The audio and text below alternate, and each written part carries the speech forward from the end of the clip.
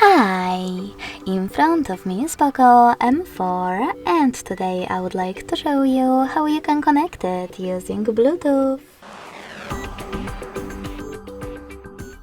You need to begin by opening Settings and clicking on Bluetooth section right away.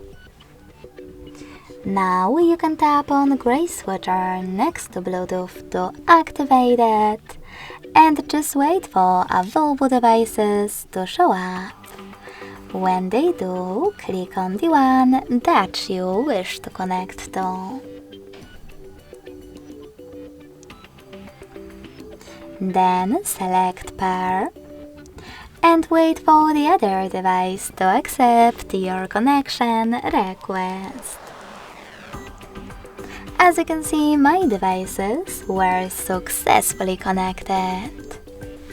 Thanks so much for watching. If you enjoyed this video, don't forget to leave a like, comment and subscribe.